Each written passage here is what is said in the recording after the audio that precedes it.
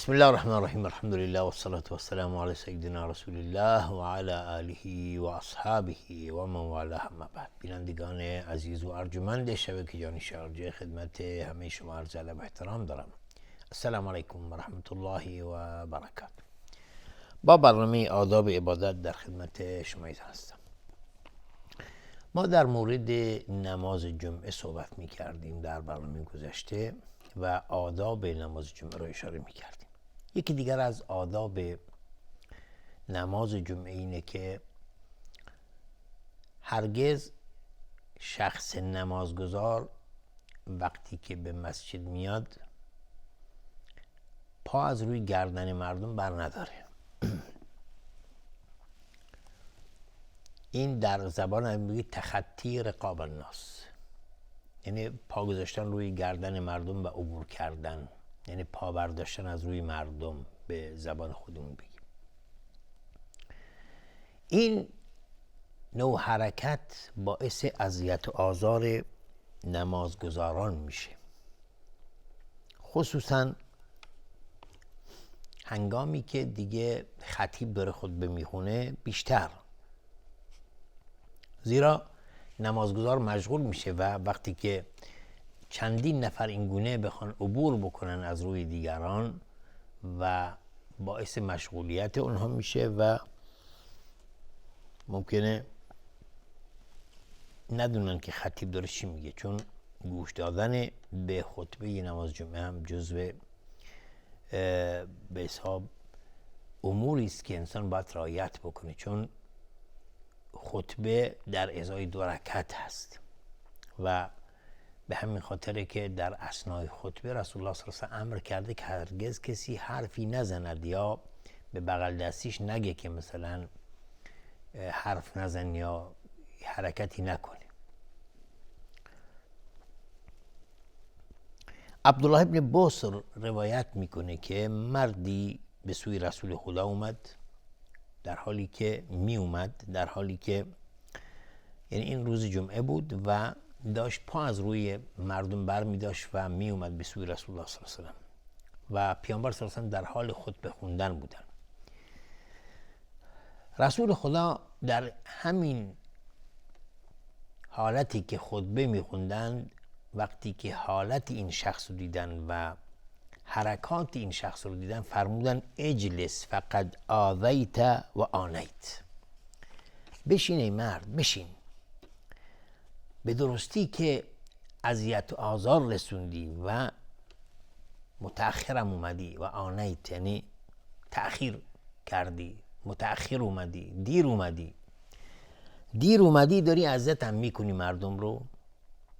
و این عادت بسیاری از ماها امروزه هست که میبینیم اشخاصی هستند که وقتی خطیب میره بالای منبر، خب این گونه افراد دیر میان به مسجد برای نماز جمعه و هنگامی هم که میان به مسجد میخوان که حالا تا جایی که میشه بیان به صفهای جلو، از اول صف میگیره. حالا ممکنه بعضی مسجدها از واقعا بزرگه، مسجد بزرگه، حدود 1000 2000 5000 10000 بیشتر، مثلا در بعضی اماکن مساجد جامع هست که خیلی جمعیت زیاد هست.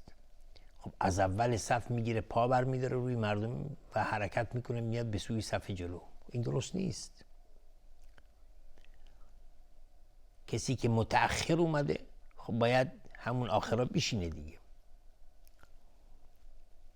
امام ابن حجر رحمت الله علیه میگن که در یک صورت اشکال نداره که این شخص پا بردار از روی مردم، در صورتی که صفهای جلوتر خالی باشه و این شخص برای پر کردن این صفهای خالی پا بر میداره و میاد. اینجا میگه این پا برداشتن از روی مردم نادیده گرفته میشه، بخشیده میشه، به خاطری که اینجا این نمازگزاران خودشون بودن که مقصر هستند.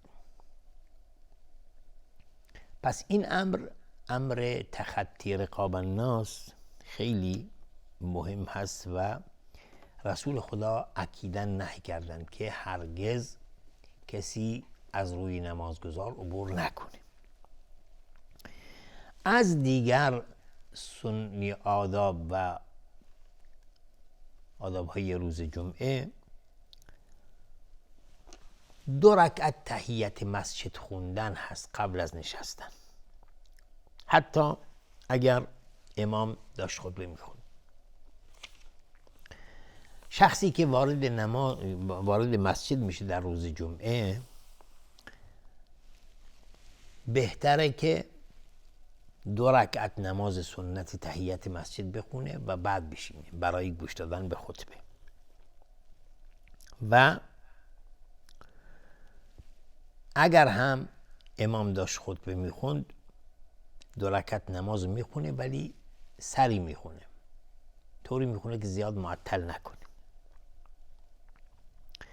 ولی با رعایت کردن ارکان و واجبات تو اینها، نه اینکه مثل پرنده بخواد بالا پایین بکنه و بپره بیاد، نه، با آرامش درست، آرامش کامل و انجام دادن ارکان و واجبات انسان این 2 رکعت رو میخونه.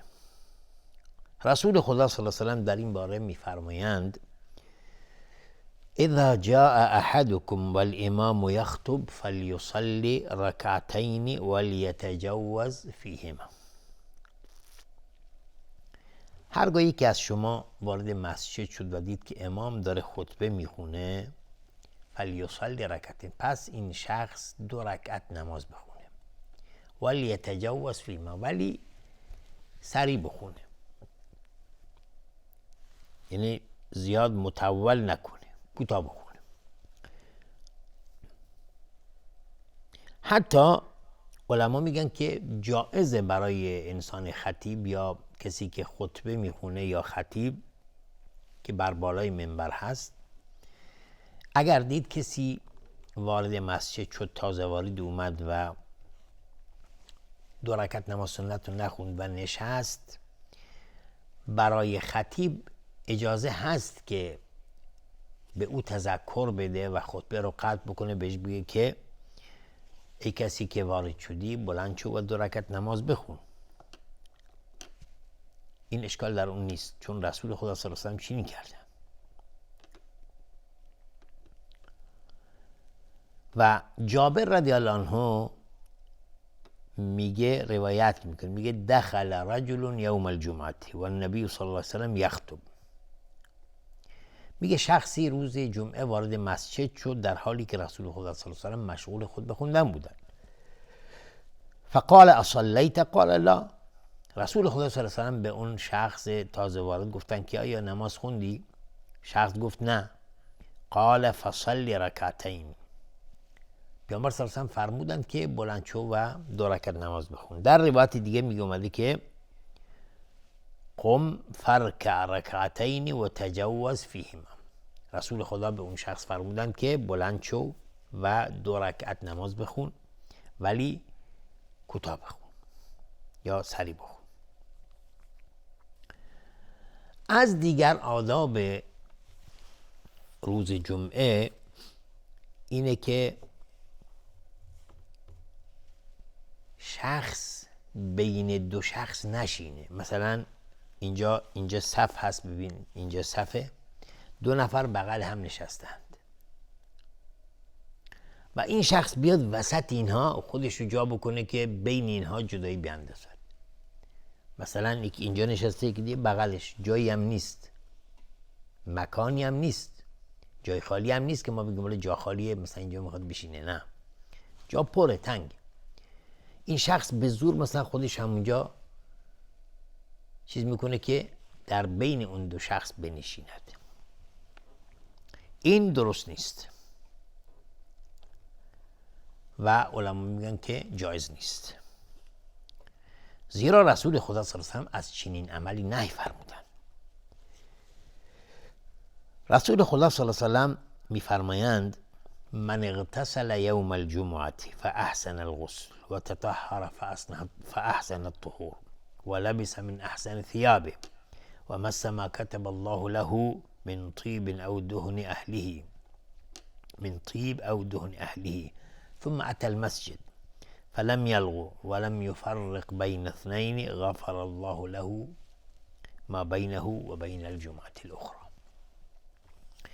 در این حدیث رسول خدا صلی الله علیه و آله میفرمایند کسی که در روز جمعه غسل بکند و غسل نیکویی بکند و خودشو پاکیزه بکنه یا وضو بگیره و بهترین وضو رو بگیره و لبس من احسن و از بهترین لباسش هم بپوشه و از اون روغن یا عطری که در خونه داره و خداوند نصیبش کرده هم استفاده میکنه، سپس به مسجد میاد و فلم یلغو و هیچ کاری بیهوده انجام نده، ولم یفرق بین اثنین و بین دو نفر رو جدایی نندازه، غفر الله له ما بینه و بین الجمعة الاخرى، خداوند او را میامرزد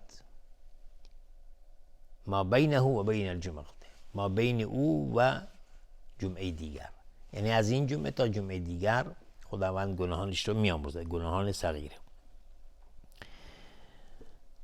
از دیگر آداب نماز جمعه اینه که شخص اجازه نداره که کسی رو از جاش بلند بکنه و خودش جاش بنشینه، درست نیست. حتی اگر این شخص پسر بچه کوچیکی باشه که شما مثلا بگی دارم من بزرگم بلندش کنی و عقبش بفرستی که تو جای اون بشینی، نه، زیرا رسول خدا صلی الله علیه و آله از چنین عملی نهی کردن. رسول الله میفرمایند لا یقم احدکم اخاه یوم الجمعة ثم یخالف الى مقعده فیقعد فیه ولكن لیقل افسحوا، و فرموده رسول خدا اذا جاء احدکم الجمعة فلا یقیمن احدا من مقعده ثم یقعد فیه. رسول خدا در این دو حدیث میفرمایند که لا یقم احدکم اخاه یوم الجمعه، هیچ کدوم از شما برادر مسلمانش روز جمعه از جاش بلند نکنه، ثم یخالف الی مقعده، و سپس خودش بیاد و جای اون شخص رو بشینه. اما ولکن لیقل، اما این شخص بهتره که بگه افسحوا، افسحوا، جا باز کنید، بی زحمت، مثلا دستی میزنی رو دوشش، ببخشید برادر بی زحمت کمی جا باز کن، خب جا باز میکنن میشین، ولی بخوای به زور خودتو تحمیل کنی درست نیست.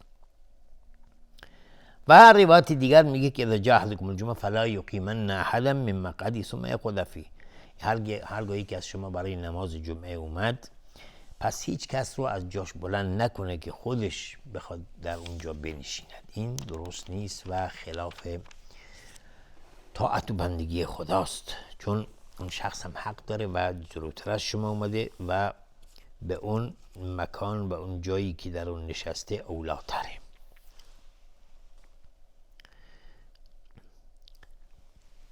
از دیگر آداب روز جمعه اینه که شخص به حالت احتبا نشیند. احتبا چیه؟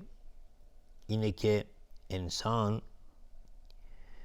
دو پاشو به شکمش بچسبونه و با حالا لباسی یا با بندی یا با پارچه‌ای دو تا پاشو به کمرش ببنده سخت،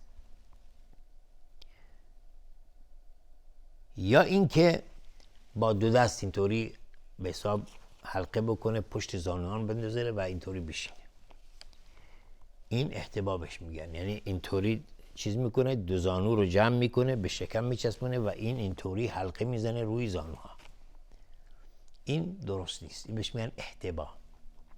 رسول خدا صلی الله علیه و سلم از این عمل نهی کردند و چون علما میگن که به این حالت نشستن ممکنه انسان خوابش بره و باعث بشه که وضوء انسان باطل بشه و بازم ممکنه که همون حالت نشستن باعث بشه که عورت انسان کشف بشه. ممکنه حالا بعضی هستن که زیر اون لباس عربی یا همون ازاری که پوشیدن چیزی ممکنه نپوشیده باشن یا شورتی پوشیدن پس عورتشون پیدا میشه. این درست نیست. از دیگر آداب روز جمعه اینه که انسان مشغول ذکر خداوند بشه. وقتی که شما وارد مسجد شدید در روز جمعه و هنوز وقت هست، وقت زیاده، مثلا شما خیلی هستن که امروزه عجله میکنن و زود به مسجد میرن، ساعتی مثلا 9:30 10 میره به مسجد و ممکنه 2 ساعت 2 ساعت و نیم 1 ساعت 1 ساعت و نیم وقت هست برای دخول وقت نماز جمعه. خب چنین شخصی شایسته است که وقتی قبل از نماز وارد مسجد میشه مشغول نماز بشه، مشغول خوندن قرآن بشه، مشغول ذکر و استغفار و اینا بشه و خودش رو با بغل دستیش مشغول صحبت و داستان گفتن اینا نکنه. امروزه متاسفانه در بسیاری از مساجد ما جوانان وارد مسجد میشن و آخر صف و آخر مسجد می نشینند و از وقتی که نشستن همینطور دارن حرف میزنن تا آخر نماز، تا آخر خطبه. این عمل ناشایستی است و نادرسته، چون رسول خدا صلی الله علیه و آله میفرمایند که مساجد برای ذکر و عبادت و قرائت قرآن ساخته شده، نه برای حرف زدن در امور دنیوی. همچنین از آداب دیگر نماز جمعه اینه که انسان به امام نزدیک بشه، نزدیک امام بنشیند و وقتی که وارد مسجد شما میشید قبل از وقت نماز جمعه برو صف اول بشین، جلوی کار بشین.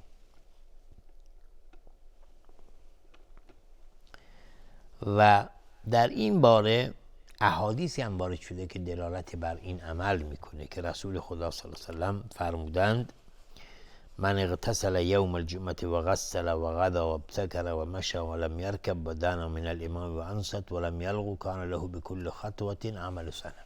میگه کسی که رسول خدا صلی الله علیه و سلم میفرمایند کسی که روز جمعه غسل بکنه و زود بره، یعنی از خونه بره بیرون زود و پای پیاده بره و سوار نشه و به امام نزدیک بشه و سکوت اختیار بکنه و گوش به خطبه به حساب خطیب قرار بده و کاری بیهوده هم انجام نده، کان له بكل خطوه عمل سنه. با هر گامی که برمیدارد عمل 1 سال براش نوشته میشه، عمل 1 سال براش نوشته میشه. پس این خیلی مهمه و خیلی اجر عظیمی داره. انشاءالله که خداوند به همه توفیق بده که به دنبال به دست آوردن چنین اجرهایی باشیم. تا دیدار دیگر و برنامه دیگر همه شما ایزان رو به خداوند بزرگ میسپارم و آخر دعوانا الحمدلله رب العالمین و السلام علیکم و رحمت الله و برکاته.